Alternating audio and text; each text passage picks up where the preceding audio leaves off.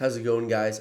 I just had a great conversation. I'm excited to share with you with David Podell of Business Benefits Consulting. We discussed how we can maximize tax deferred vehicles such as pension plans and how much you can put in and really how powerful this can be where you can reduce your taxable income by hundreds of thousands of dollars per year. We also talked about other considerations with entity structuring, other activities, other tax strategies, and what kind of circumstances may lead you to implement this strategy. Lots of stuff to talk about here, lots of really valuable stuff. Tune in, you're going to get some great information, and remember to subscribe to the podcast in our YouTube channel. Listen, it's going to be good.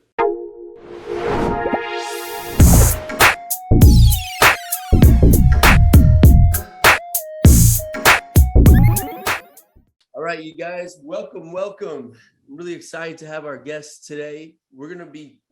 I want to talk to you guys about a topic and some planning opportunities here that are less common for a lot of our audience, but are extremely valuable. This is not something that you're going to hear on your common blogs, and this is a wonderful opportunity when it comes to deferring your taxes. And the strategies we're going to talk are going to be more and more important as the tax code changes over the next 5 years. And we're going to talk about some ways where we can set up some tax advantage plans that will reduce your taxes by literally hundreds of thousands of dollars per year. And I've already done a similar plan with a client, and we're going to start doing this with lots of our clients. So we have an expert here, David Podell, who will be telling you a little bit more about what he does. And we're going to be diving into some of the strategies and tax implications and what this might mean for you as a business owner and real estate investor. Lots of wonderful opportunities. So we're gonna jump into this and riff on a bunch of different topics. Let's start off. Dave, can you introduce yourself in about 60 seconds or less and tell the audience what you do, and let's get into it. All right. Thank you, Mark. So we are a benefits company. We are consultants. Got into this area because we noticed that there were all these different actuarial designs out there of all different retirement plans and different ways that these things get tested and calculated. And there was so much complexity around it.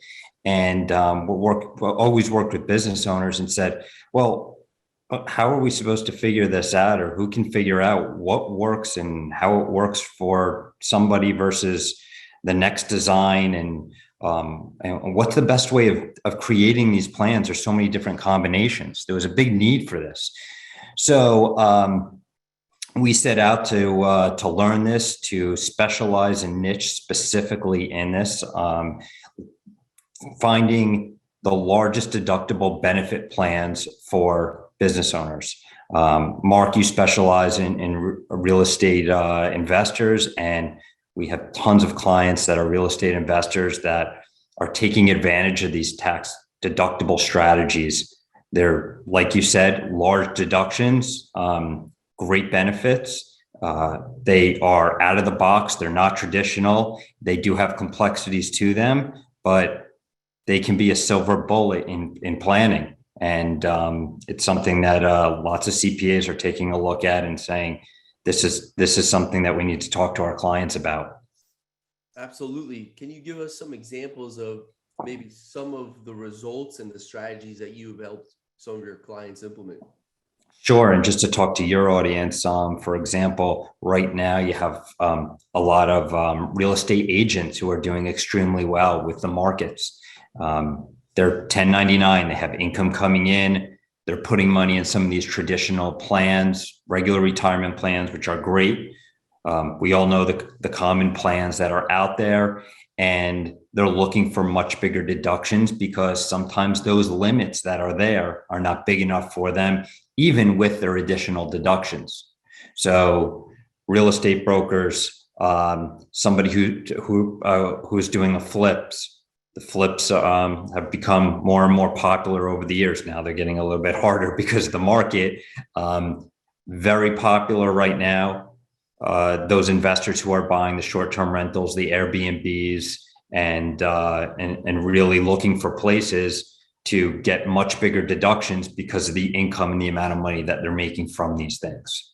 To get a little bit more specific with some of those cases, we're talking about cash balance, defined benefit plans, combination with other retirement plans, and a multitude of ways of putting these things together in order to get six-figure deductions and contributions in that go way beyond the scope of what the traditional plans allow.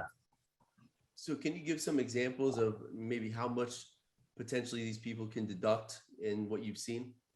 Sure. Always depends on the type of design, the age. Are there employees? Do you have people working for you? Are you a solo? Are you a husband, wife doing this? There are a lot of variables, but generally on the low end, these plans are around $150,000.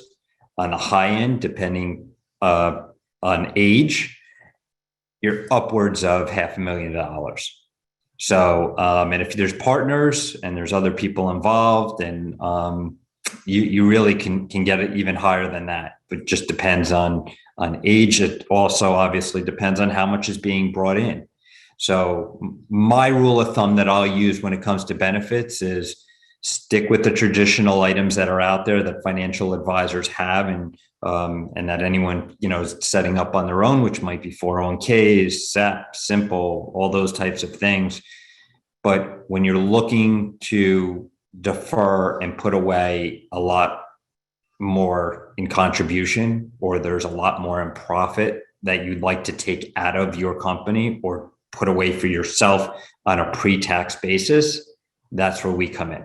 And we get brought into this to help find the proper designs. So, fantastic. Can you tell me and tell the audience what a cash balance and what a defined benefit plan is? Sure. These are plans they're essentially pension plans. They're plans that are set to give a specific benefit in retirement or at the end of the day when everything is done. And because of that, there are complex calculations that allows you to solve for that end of the day benefit. For example, let's call that age 60. If 60 is going to be the retirement date, and somebody who is 50 now they're solving for that specific benefit, so they need to fund to that level over time. There's a lot of questions that come into this as far as flexibility, which I'm sure we'll touch on, because that's the big thing, especially in real estate. We could have great years, we could have horrible years. There's different markets, right? So you might have a client that wants to put away $150,000 today, but next year maybe they can't fund, or maybe they can only put in, 50,000 or a much smaller amount. So there's the flexibility issue that needs to get addressed in the plan design, and that's one of our primary focuses that we look at when on those designs is what is the flexibility, because a business owner does not want to hear, hey, I have to put money away every single year at this high amount, no matter what happens to me. Especially an entrepreneur who's thinking, well, what if I want to buy another business? What if I want to invest more in my business, or do more, or sell, or retire? There's so many variables that are there, and we know that. So we know where to go and how to solve for these things. Fantastic. And so some of the examples that I'm starting to recommend for our clients. So we have one client that is a commercial broker, and he makes that around a certain amount every year, and he had some extraordinary deals that took forever to close that are going to be irregular, and his income is spiking to be at an extremely high amount here. So all of a sudden he goes from making maybe 100 to 200,000, and all of a sudden he has a year where he has maybe $600,000 of taxable income here.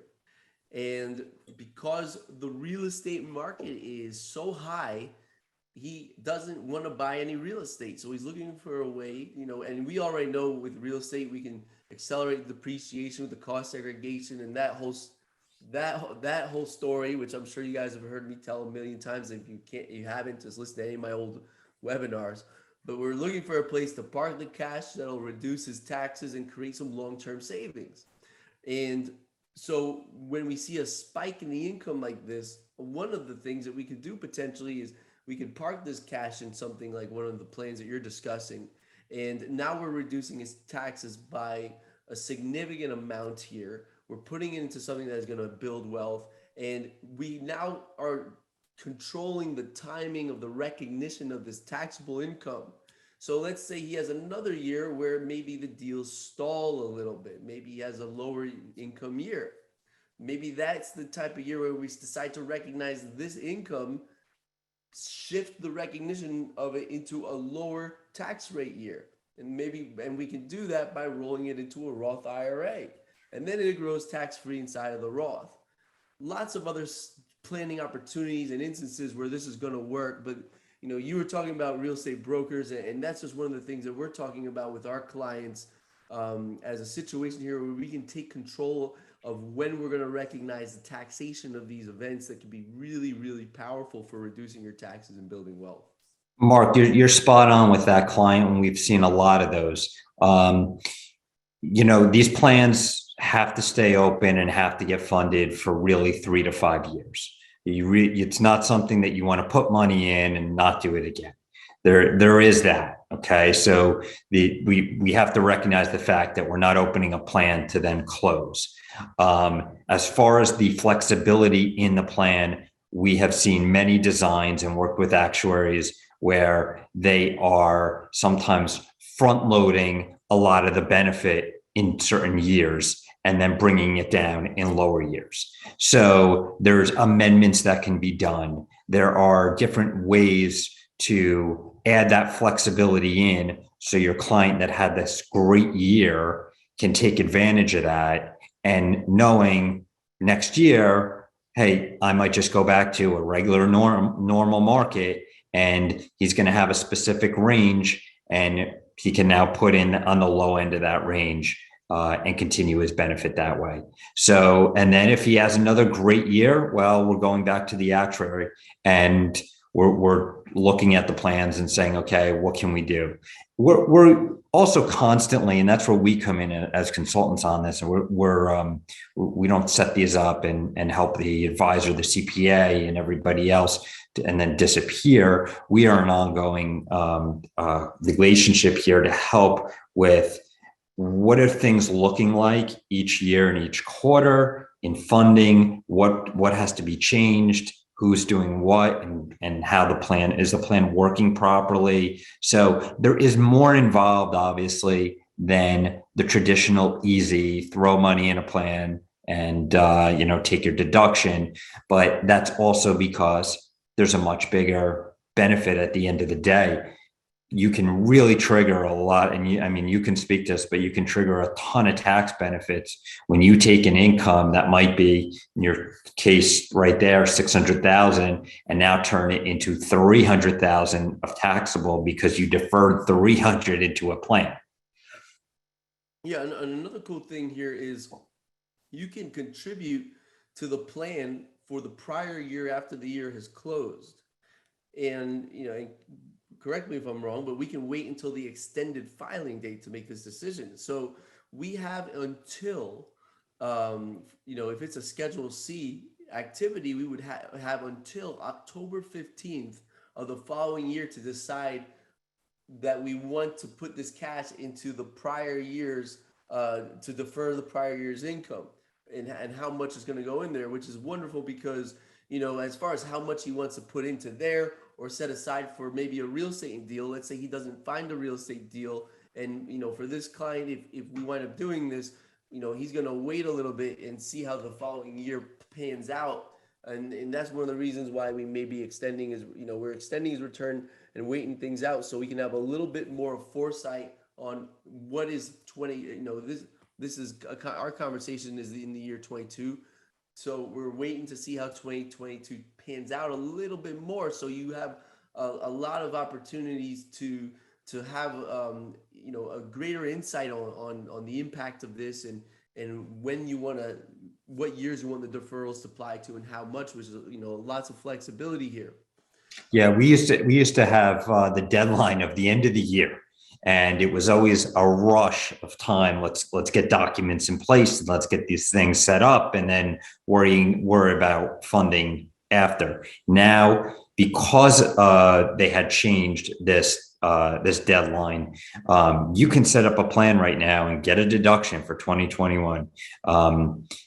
We are doing a lot of 22 plans right now, just because it gives an entire year plus to fund. Anything that gets set up right now, you're not rushing or stuck with this cash flow lump sum, hundreds of thousands of dollars going in at one time. You now can look at things on a quarterly basis and say, hey, this is what I'm expecting in 22. And the plan gets set up that way. And you're now each quarter looking to, how did we do? Should we put some money in? Should we put nothing in? Should we wait? And it gives you all that time to accumulate that cash flow, should you want to just hold off and not put anything in the plan, but still have it set up for that time. It really is it adds so much more flexibility from cash flow, which is that's what a business owner is really looking for. Yeah, and here's some other opportunities. Let's say we're talking about, it's helpful when you have lots of taxable active income, you put your active income into this. But let's say we have a lot of capital gains. Now, let's say we have an extra 500,000 of capital gains on top of all the active income that we're paying taxes on. Now, you couldn't do it to reduce your, it's not like an opportunity zone where you put the funds in to reduce your capital gains, but you have all this cash from your capital gains, and you're maybe thinking to yourself, what are some strategies that we can reduce our overall taxes, some of which is going to be impacted by the capital gains. You could take the cash from the capital gains, and this can be contributed into these plans. It'll reduce your taxes at your marginal rate, so it'll actually have more of an impact, and you could potentially drive you into a lower capital gains tax bracket, at least a portion of it, depending on how everything plays out. Yeah. Yep. Absolutely. And then another opportunity, qualified business income deduction, which we've discussed. If you get phased out, that's a 20% of your profit can be deducted with qualified business income deduction as of 2017. It's a wonderful opportunity for business owners, but it gets phased out once your income hits a certain point. You put the money into this plan, and now you unlock a 20% qualified business income deduction on this activity, which is another fantastic opportunity. Yeah, and Mark, on the low end, I would say, or kind of maybe on the average, because the low end, I would say we're seeing around $150,000, but on average, we're probably, I would say, around $250,000 of contributions. Now, yes, there's ones that are a lot higher. We have ones that are lower, but I'm just going to, saying this is what I'm seeing out there. And if you have real estate investors that are solo and they're operating that way with, without other employees to test and do all this different, additional actuarial work, it helps also, we always look at what's the cost of a plan. A cost is what do you have to give away to employees? When you do any retirement plan, you're always looking at what has to go to everybody else, non-owner. And when we're looking at this as a benefit, it's an owner's enhanced benefit plan. How are you enhancing the owner's benefit? Well, pulling out money on a pre-tax basis out of the business, whichever way you're doing it, whether it's corporation or it's a 1099 or whatever it is, you're pulling money and putting it aside for yourself pre-tax. So again, it's a significant amount. It's going to trigger all these other things, whether it's QBI, whether you're using it because you have capital gains on something else or anything, it's going to help with reducing the additional tax burden. Wonderful. Yeah. And so let's say we have, so you're interested in this type of strategy, you create these plans. What can you tell our audience, once the money is in these plans, where does this money go, and what kind of activities and securities? And this is not investment advice, but what happens with the funds when they're in these plans? Yeah, I can't speak to the investment advice. What I can tell you is that we work with an advisor, whether that's a client's advisor, or if you're doing it on your own, then we're going to try to tell you to kind of, this is someone that you should talk to in regards to the investments with it. But you can look at it similar to your 401k or SEP IRA or simple, whatever they have going on. It's going to generally be in traditional investments. Now, because you're solving for a future benefit, you probably don't want to be as aggressive as you are in your other investments. There is a different, you're getting a crediting rate from the IRS every year, and that money is going in. So the balance is going up on paper, and the actuaries are giving statements to show that. So the investments then kind of have to match or adhere or get close to that number. They don't have to be there because you're going to have ups and downs, but it does kind of coincide with the funding. So that's why everyone needs to be involved with, whether it's the advisor, or if someone's doing the clients doing it on their own. They just need everyone. There's got to be guidance and people involved: actuary, CPA, consultant, advisor there.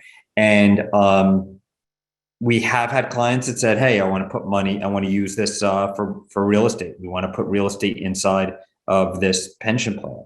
And there are ways to do that. There's complexity to it, but there are ways to do it. We do think that it's probably better off, staying with traditional investments and keeping things a little bit simpler, and using their real estate investments on the outside. Like you and I have spoke before, you get depreciation when real estate is not in an IRA, but when it is, you're going to lose that. So, we've been asked about having private equity in there. So there are ways to add non-traditional investments inside of these pension plans, but they are better off because they're already complex. So we say, don't make them more complex than they are. Yeah, great, all great stuff, all great information there. And by the way, I just want to remind our audience, if you have questions, put them in the chat. So and I'll ask David as we go along as well. And what about someone who really wants to put money into cryptocurrency? Is that something we can do as well? That's such a great question, Mark, and we're getting asked it more frequently. I have not seen it. I have not seen it yet. Will something like that, come to fruition? It might.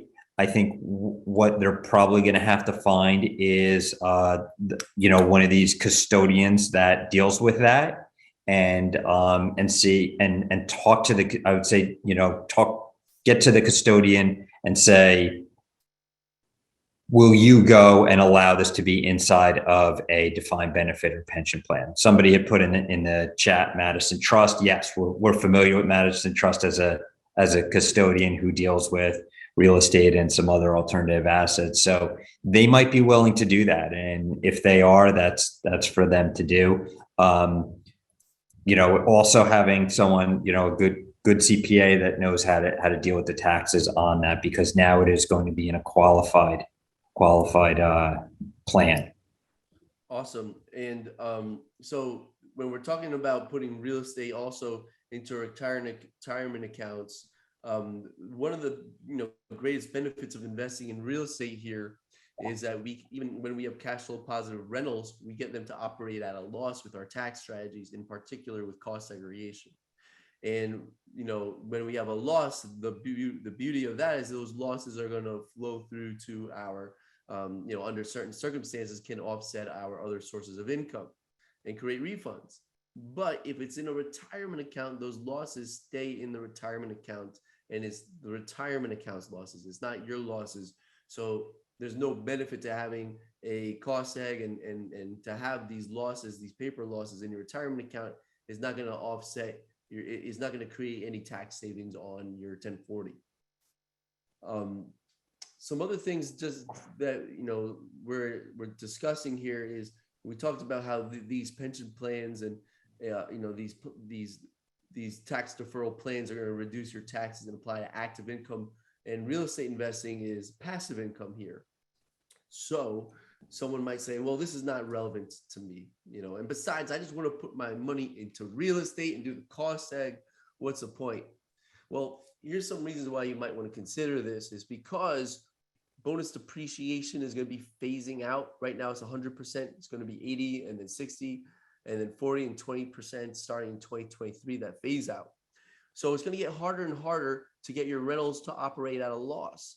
Not only is the bonus depreciation going to phase down, but we've already done all these cost saves for our clients. We've front loaded our depreciation. The margins are likely going to go up, and it's getting harder and harder to operate at a loss as we increase our profitability. I'm not saying we won't. You're going to have to buy larger properties and access more and more depreciation, but it's going to get harder for us.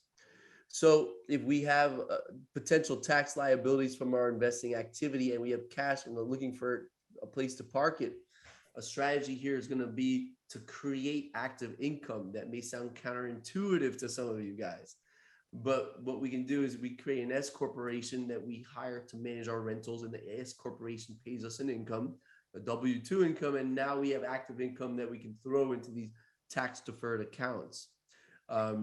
And Mark, we've seen that so many times too. We've seen that with so many clients that are doing that, and sometimes they're doing that because they want to use, that's what they want to use for their pensionable money, to be able to put money away. They might have other businesses and they're trying to look to see, do we have a control group here? Are there other employees that have to get brought in?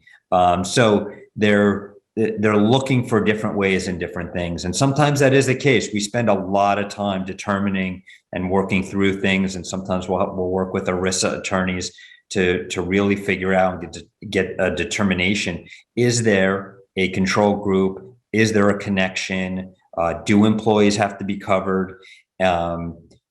Entrepreneurs, real estate owners, they're going to have multiple businesses in general, just because that is the mindset of, grow and acquire additional assets. So it's not just real estate. It's the same folks that own real estate a lot of times own businesses as well.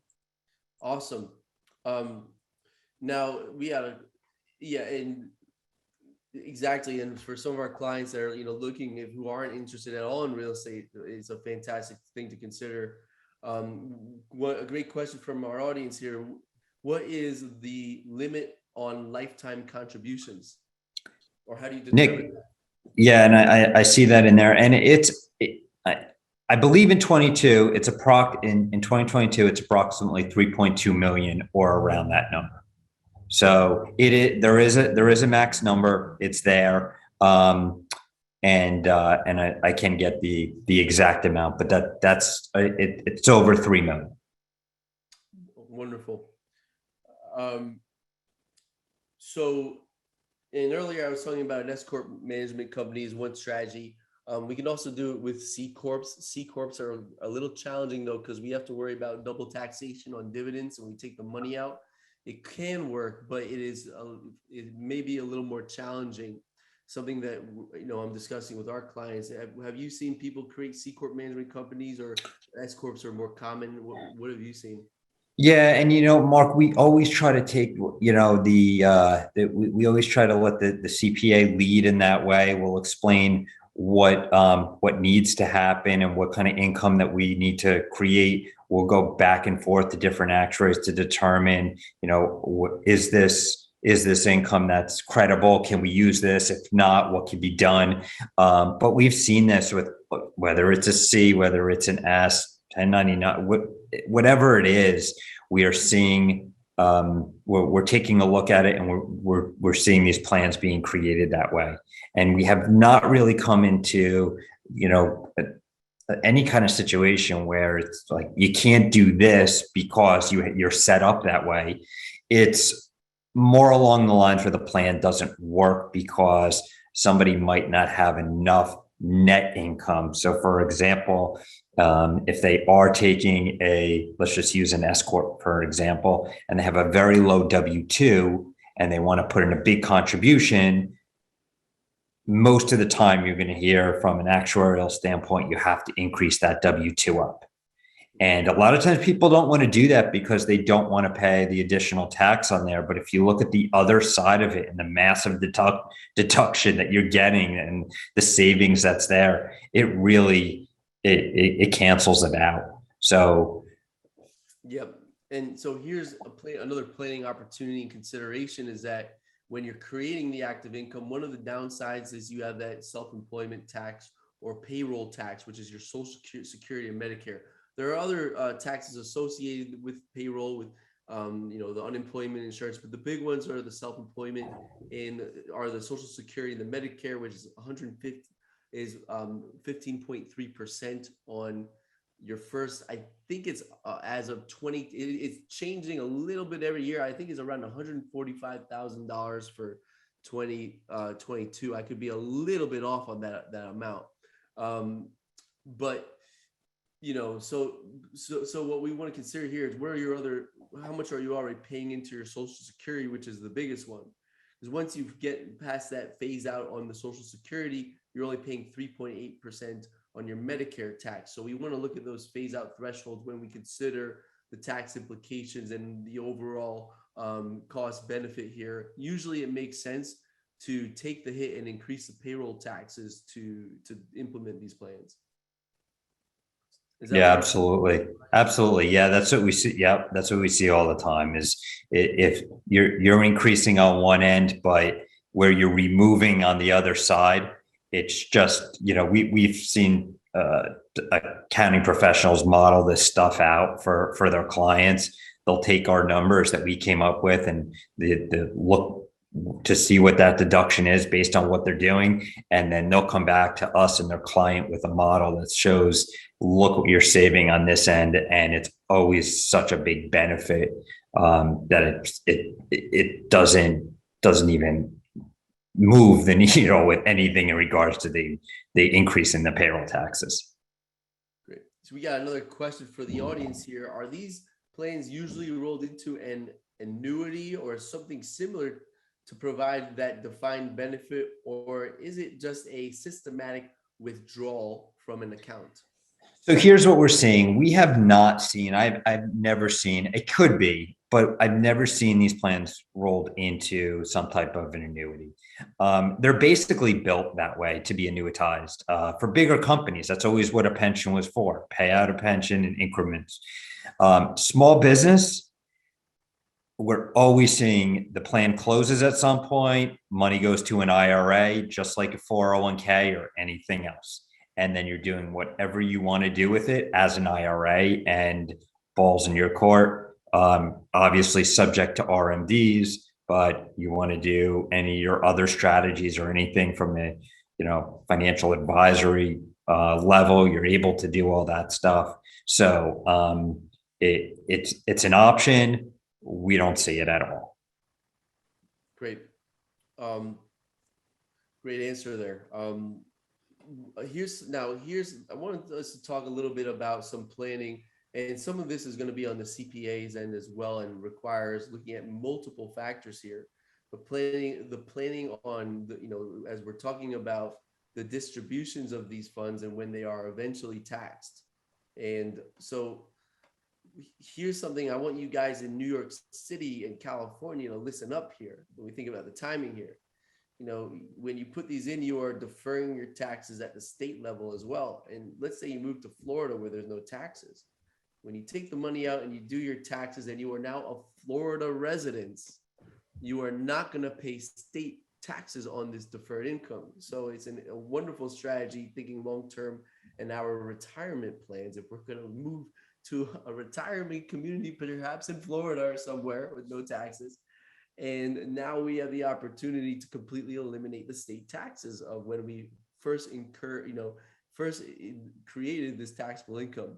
But can you tell me some other ideas and considerations on how this income is going to be eventually taxed.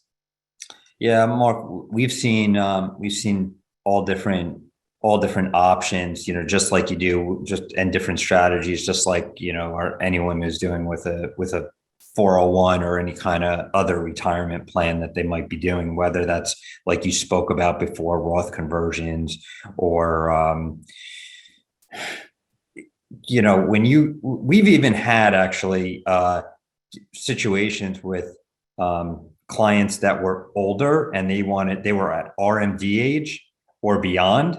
That's that required distribution when you have to take money out, which is now 72, where they've put money into these plans for a few years and they've been able to avoid the RMD for a few years by putting the money in for a certain amount of time. Generally, after 3 years, that money has to come out, but it allowed them to come out in increments, obviously, or move to the IRA, plan closed, but it allowed them to defer even at those ages. So there's a ton of things that could be done. Every situation is totally separate from the next. From a diversification standpoint, and again, not talking about the advisory side, but if all your money is in real estate and you want to put money into something that is going to help you from tax wise and really get you closer to where you want to be in building your nest egg, well, this is just another great place to put money in that's outside from what you're doing. And from a diversification standpoint, we don't want to have everything in one place. And a lot of times people, especially real estate investors, will say, that's all I know. That's all I want to be involved with. I don't want to do anything else. This money could be in assets that are extremely safe. If they wanted to be very conservative, and the plans could still work that way. Yep. And no, this isn't investment advice. But one of the places when you're looking at inflation, you may say to yourself, well, one place I don't want to have this money is sitting in my bank account as cash, where my bank will only pay you like a point, I don't know what it is, less than 1%, typically what the banks are giving you in interest when you keep your money in your savings accounts. So when you look at the historical growth of the stock market or other securities, you're likely going to find it's much more favorable to put it into some of these securities, and especially in one of these plans. We talk about inflation and just to totally separate that from where the assets are going or where you're funding or anything else. Because like I said, we only deal on the benefit side of it, but it's the tax savings. That's the first thing that you're doing. Like, you're not paying the IRS, for example, $100,000 in taxes because you put it into this plan, which you're allowed to do. It's qualified, it's tested. You're not pushing the line on anything. These plans have been around forever. It's just more and more small businesses are now starting to adopt them and warm up to them. But you're saving all those funds that you're not giving to the IRS and you're keeping. A lot of times, especially our younger clients will say, yeah, but I can use that money. I can keep purchasing more real estate. I can do more stuff with that money and get taxed on it.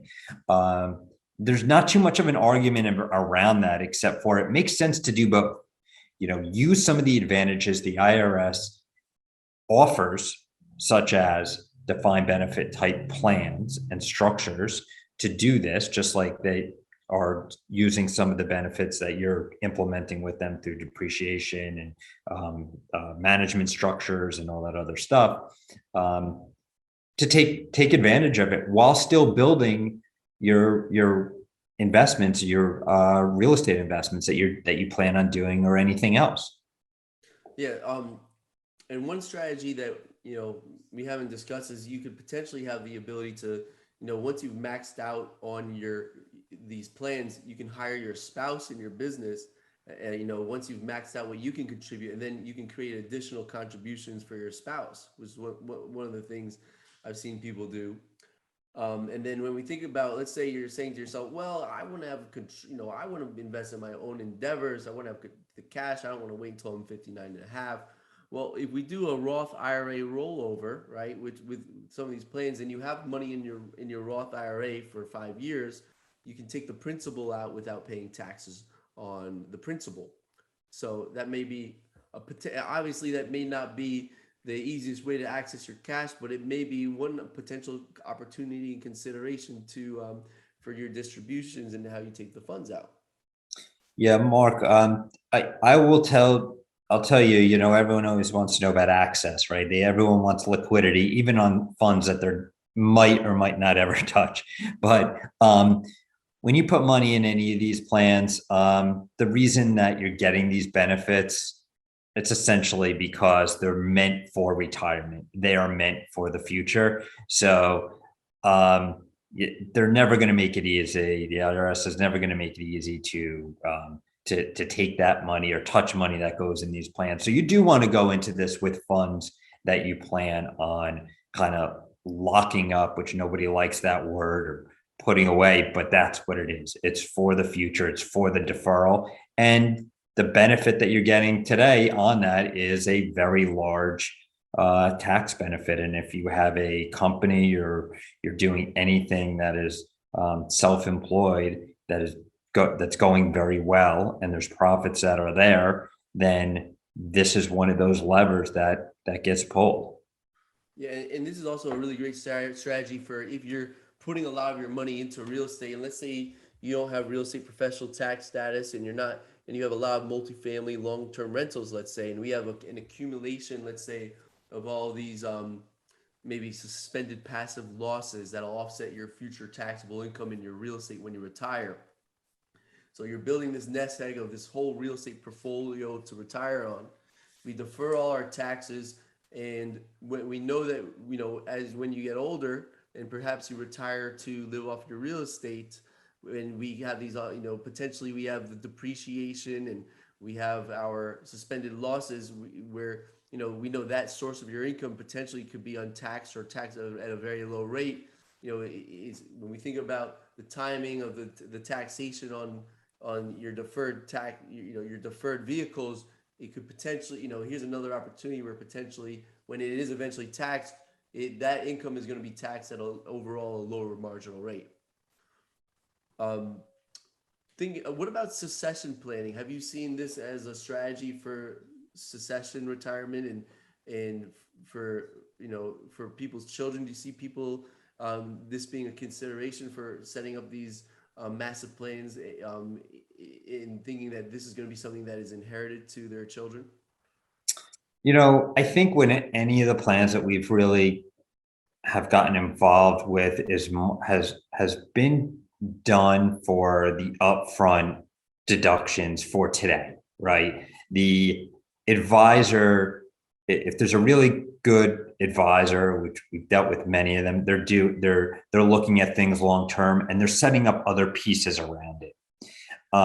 We have seen different situations where the advisor has put some alternative assets in there, the insurance type assets that help with long-term planning and for estate and legacy type reasons. But in general, it's being looked at today, and then there's other planning that goes on around it.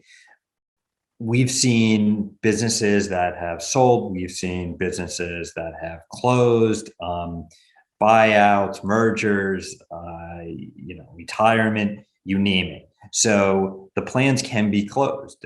There's reasons out there that they can be closed. They're not forever, but it's also not something that you want to set up and then shut down right away.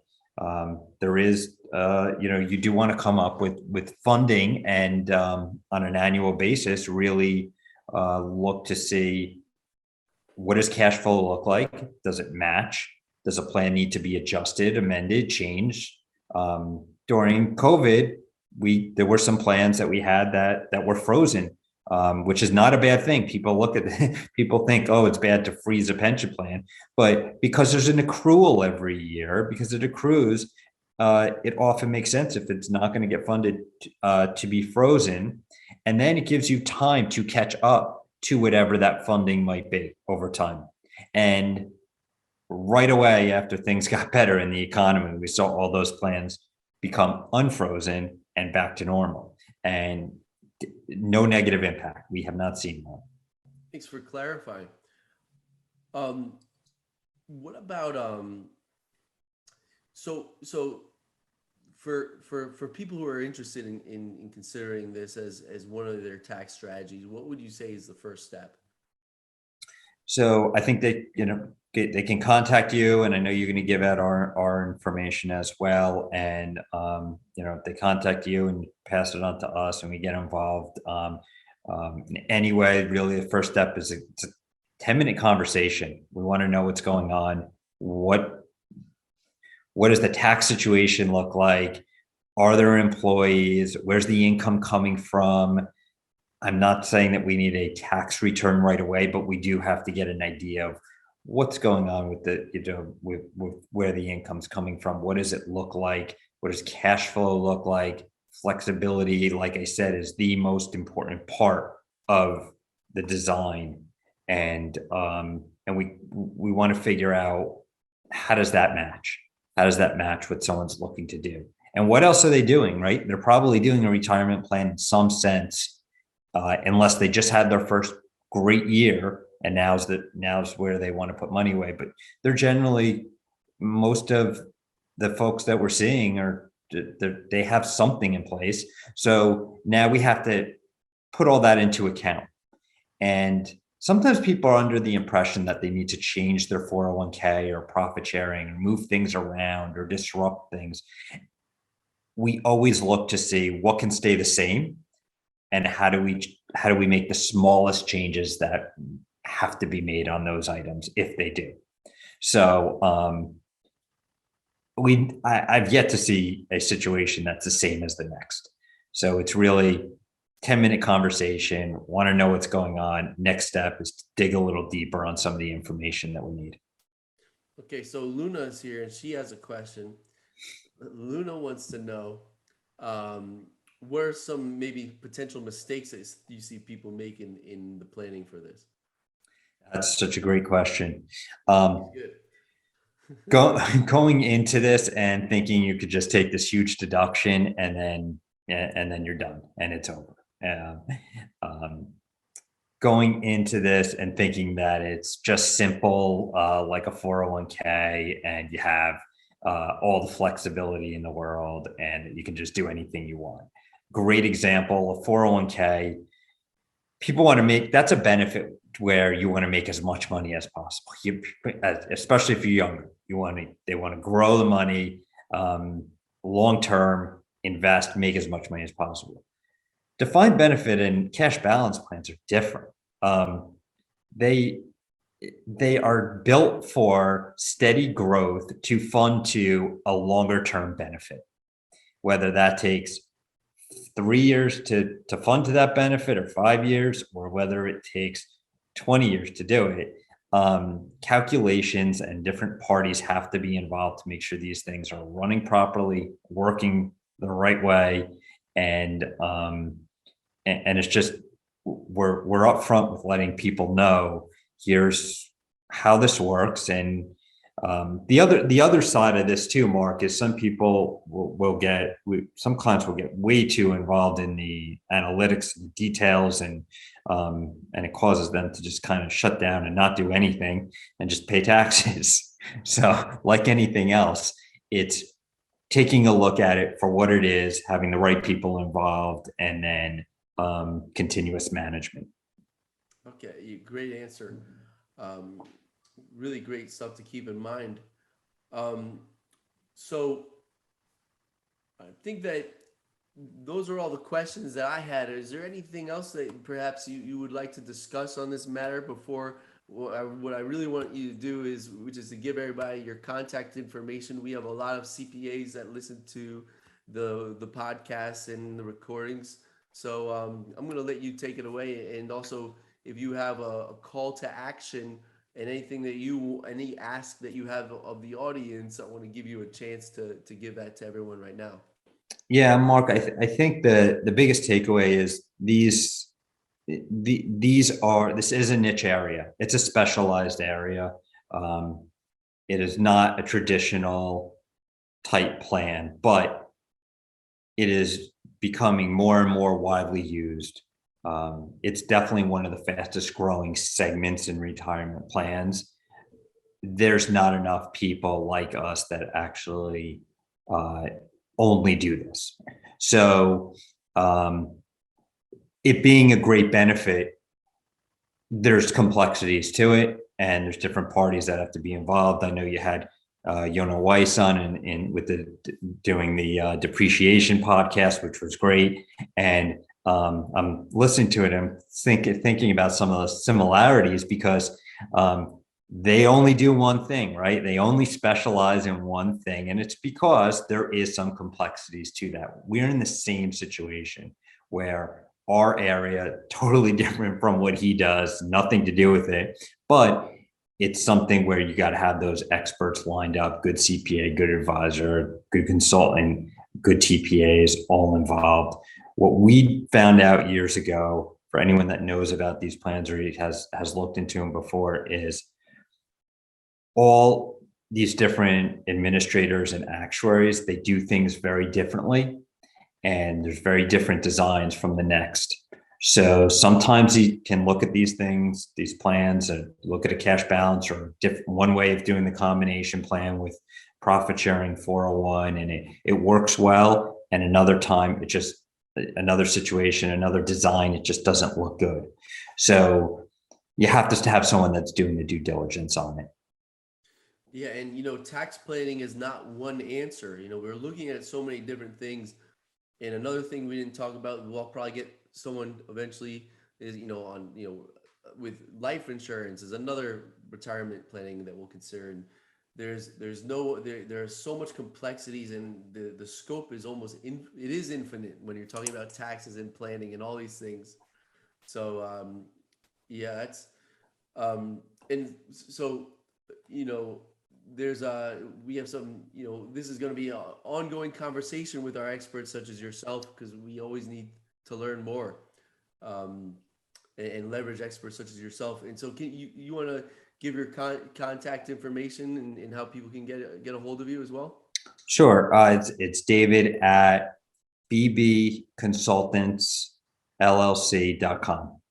And I know you'll put that in the notes for the podcast and everything, the chat notes as well. Yeah, absolutely. Yeah, actually, I could put let me post that in the chat right now. Oh, actually, you want to post that there in the chat? Okay. And all right. Well, Dave, I think that this is a great stopping point. This was a really, really valuable conversation. And I'm excited to share this with a lot of our clients and our audience. Again, thank you so much for our time. Everybody stay tuned. Subscribe to the podcast and our YouTube channel where you can listen to this and share it with all your friends. Thanks everybody for tuning in, and enjoy the rest of your night. Thanks for having me, Mark. Appreciate it. Thank you very much.